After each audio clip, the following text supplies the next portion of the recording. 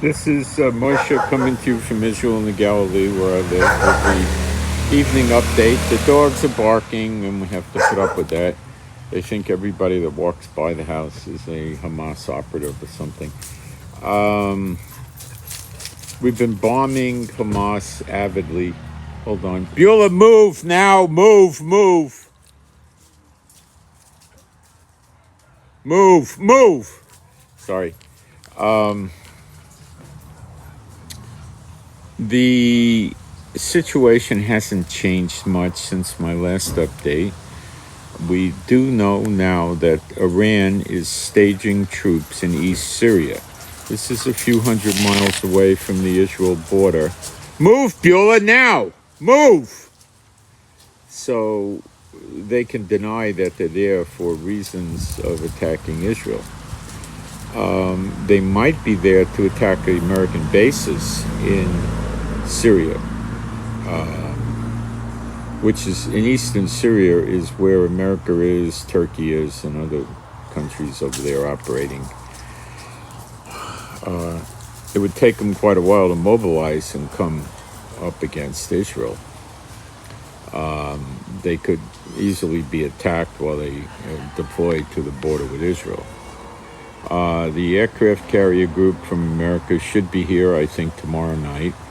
Hezbollah is just engaging in very, very small skirmishes with Israel, probably to try to keep Israel at bay or something like that, to show they're not fearful, but they have not done anything resembling the large attacks on the military at their border, our military, or the civilian centers like Tel Aviv, Jerusalem, Haifa, and so forth. The Iraq militia leader has popped up in Lebanon talking to Hezbollah. So it looks like they're trying to come in and unify. It occurs to me that it's possible that these psychos might decide they want to wait for American fleet to get here and then, in an act of defiance against America, attack their bases in Syria, and there might be some bases in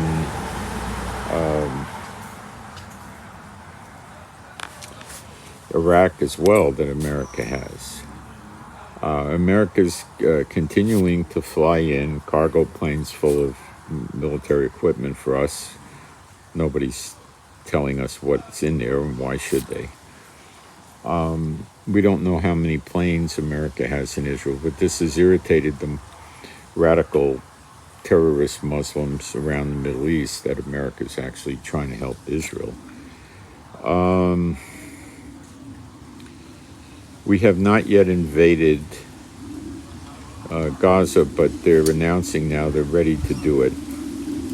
There's still a few dozen Hamas operatives running around in Israel. So we don't know if they're leaking through the fence somehow, coming in from Gaza, or there just were more of them here than we knew about. We really don't know that, but there's thousands of police and military hunting them down, and they've been picking them off at a slow but steady rate, and they'll get them.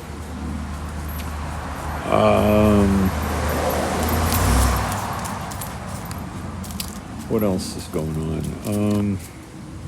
More and more countries in Europe are stepping forward, supporting us. Spain and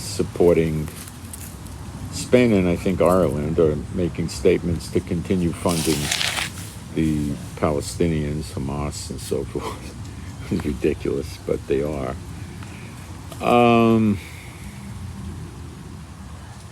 Let's see.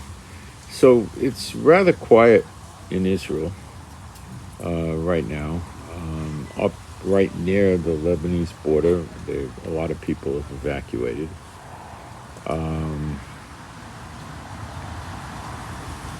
And a lot of people are, very tense down in the south. There's evacuations out of the area, of course. And that's about it. I don't know if Israel's waiting for the aircraft carrier group to get here before they invade Gaza, or they're going to go in anyway. I don't know. I'm not sure if the military leaders of Israel have even decided a time and an hour to do it. Egypt is trying to challenge us, and more trucks are coming to the crossing into Gaza with food and water and humanitarian aid, and they're trying to defy us and see what we do, if we let it in or not, and I myself don't know what Israel's going to do about that.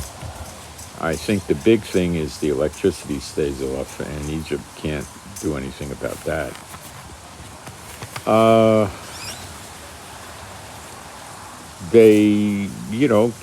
expect, based on Bible prophecy, Egypt to enter into this. I think this is going to be a very, very big thing. We're in the year of recompense. This is going to be very big. And all this stuff is leading to Zechariah 12 and Jeremiah 30. It's not leading to Gog and Magog. Gog and Magog, Israel's living in peace and safety at rest without bars and walls, with cattle, gold, silver. That's not Israel. 2.5 million people live at the poverty line, and you think we're at peace and rest right now? Are you kidding me? Don't listen to prophecy teachers that tell you that Gog and Magog is coming. Eventually Gog and Magog will happen, but first Zechariah 12 happens, and they don't like to talk about that because the two witnesses are there burning up the enemies on the right and the left. Read it, Zechariah 12:10. Go read it. It calls them the governors. Who do you know has fire coming out of their mouth in Revelation 11? Who else could that be? So, other than that, everything seems to be in a holding pattern here. Why is Hezbollah hesitant to launch a big attack against us, or are they ever going to do so? We don't know. All roads lead to Iran, and the assistant of the National Security of America said that regarding Iran, he said it might be time for end game. So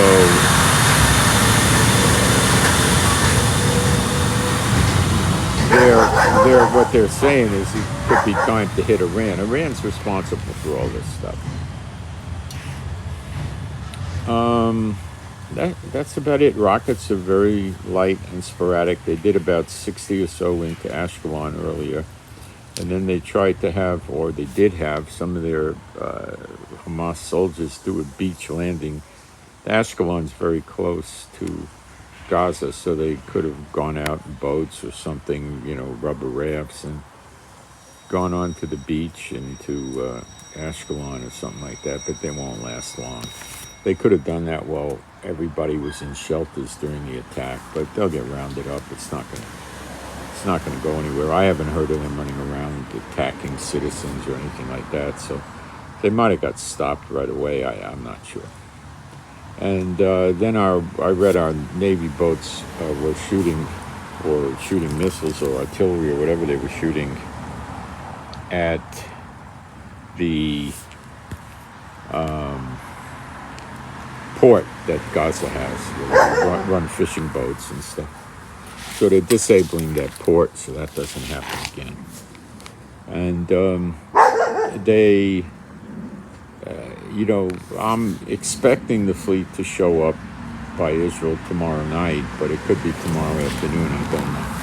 And this could be what Israel's waiting for before they invade Gaza, or it could be coincidental. I don't know. The special forces from America are here to help us recover the hostages while they're alive. I don't know how that'll go, but I imagine they're going to add, or I say they'll bring a lot to the party. That's it. So I send my shalom to all those who love Yeshua HaMashiach, and I'm out. Thanks.